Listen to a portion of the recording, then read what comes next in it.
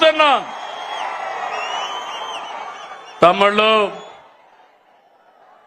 ఒక అకుంఠిత దీక్షతో రాష్ట్రం కోసం పనిచేస్తున్నాం. నేను, మిత్రులు పవన్ కళ్యాణ్ గారు, మా ఆలోచన ఒకటి, ప్రజలకు న్యాయం జరగాలి, రాష్ట్రాన్ని మళ్లీ పునర్నిర్మాణం చేయాలి, మీరందరూ గర్వపడే విధంగా మీ భవిష్యత్తును తీర్చిదిద్దాలని నేను, మా మిత్రుడు పవన్ కళ్యాణ్ గారు ఇద్దరం ఆలోచిస్తున్నాం. మాకు ఈ ధ్యాస తప్ప వేరే ధ్యాస లేదు. ప్రజల అభివృద్ధి, భవిష్యత్తే మాకు ముఖ్యం. రాష్ట్రానికి మంచి చేయాలనే మా సంకల్పానికి కేంద్ర ప్రభుత్వం పూర్తిగా సహకరిస్తున్నారు. నరేంద్ర మోడీ గారు అయితే అన్ని విధాల అండగా ఉన్నారు.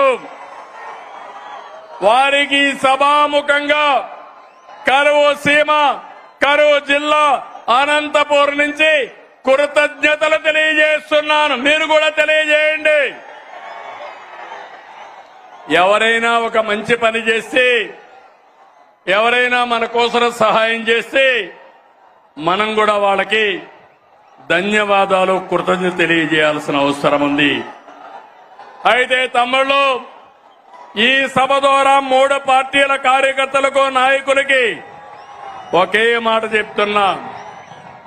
మీరందరూ కూడా కాలరెగరేసుకుని తిరిగే విధంగా పాలన అందిస్తున్నాం, హామీలు నెరవేరుస్తున్నాం. కేంద్రం కూడా నెక్స్ట్ జనరేషన్ రిఫార్మ్స్ తో దేశాన్ని ముందుకు తీసుకుపోయే పరిస్థితికి వచ్చారు. నేను వేదిక పైనుండే వాళ్ళని, కింద నుండే మిమ్మల్ని అందరినీ కోరుతున్నా. మనం పాలకులం కాదు, సేవకులం. మనం పెత్తందారులం కాదు, ప్రజల భవిష్యత్తు కోసం పనిచేసే వారసులం అని చెప్పి మాత్రం మీ అందరికీ తెలియజేస్తున్నా. అందరూ గుర్తుపెట్టుకోవాలి, అహంకారం వద్దు, అవినీతి, ఆలసత్వం, అసంతృప్తి అనేది మన దగ్గరికి రానియద్దండి. ఏ పొరపాటు చేయొద్దు. అదే సమయంలో 3వ పార్టీ నాయకులను కోరుతున్నాను, ఎమ్మెల్యేలు కోరుతున్నాను, పార్టీల జెండాలు మోసి మనల్ని గెలిపించిన కార్యకర్తలకి న్యాయం చేసే బాధ్యత పైనుండే నాయకుల పైన ఉంది. ఒక పార్టీ అని కాదు, గ్రామ స్థాయి నుంచి రాష్ట్ర స్థాయి వరకు 3 పార్టీలకు న్యాయం చేయడం మా ధ్యేయమని మరొక్కసారి మీ అందరికీ హామీ ఇస్తున్నాను. మీలో కూడా ఐకమత్యం రావాలి, అందరం కలిసి పనిచేయాలి. కలిసి ఉంటేనే మనకు బలమని మరొక్కసారి మీ అందరికీ విజ్ఞప్తి చేస్తున్నా.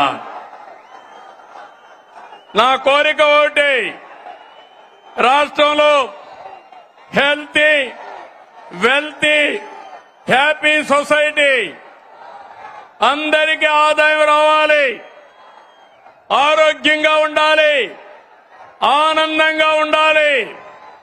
దీనికోసమే నేను P4 కూడా తీసుకొచ్చాను. నేను నా జీవితాంతం పేదవాళ్ల పక్షాన్నే ఉంటాను, వాళ్ళ కోసమే పనిచేస్తాను. చివరి శ్వాస ఉన్నంత వరకు ప్రతి ఒక్క రక్తపు బొట్టు ఈ పేదవాళ్ళకే చిందిస్తారని మరొక్కసారి మీ అందరికీ విజ్ఞప్తి చేస్తున్నాను. మనం రాముడి పరిపాలన చూడలేదు, కానీ ఏదైనా మంచి పరిపాలన అంటే ఏం చెప్తాం తమ్ముళ్ళు? రామరాజ్యం అంటాం, అవునా కాదా అని అడుగుతున్నా మిమ్మల్ని. అలాంటి సుపరిపాలన, రాముడి రాజ్యంలో ప్రజలు ఎంత ఆనందంగా ఉన్నారో అలాంటి పాలన ఇచ్చే బాధ్యత నాది, పవన్ కళ్యాణ్ గారిది, అదే మాదిరిగా బీజేపీ మాధవ్ గారిది మన రాష్ట్రంలో. అందుకే నేను చెప్పాను, 47 సంవత్సరాలు రాజకీయాల్లో ఉన్నా. 4వ సారి సీఎంని. నా దృష్టిలో సీఎం అంటే చీఫ్ మినిస్టర్ కాదు, కామన్ మ్యాన్. నేనే కామన్ మ్యాన్ అంటే మా ఎమ్మెల్యేలు కూడా కామన్ మ్యాన్ గానే ఉండాలి. అవునా కాదా అని మిమ్మల్ని అడుగుతున్నా.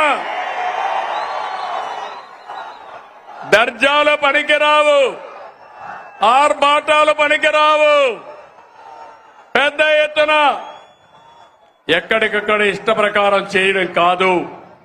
ఈ విషయం మీరు గుర్తుపెట్టుకోవాల్సిన అవసరం ఉంది. అందుకే P4 లో కూడా ఒక మాట చెప్పాను. సమాజం మనకిచ్చింది, తిరిగి సమాజానికి ఇద్దాం.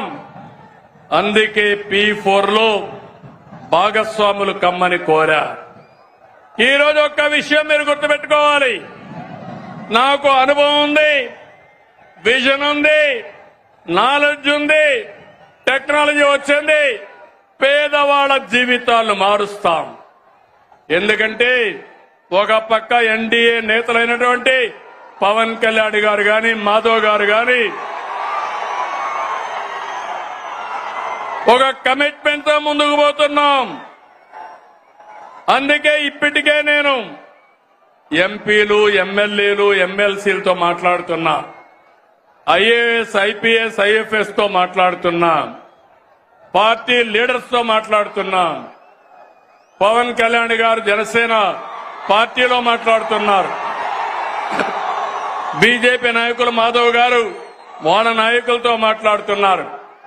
ఒక్క విషయం మీరు గుర్తుపెట్టుకోవాలి. ఎన్నికల కంటే ఈరోజు మన పరపతి పెరిగింది. ఇది శాశ్వతంగా ఉండాలనా లేదా అని మిమ్మల్ని అడుగుతున్నా.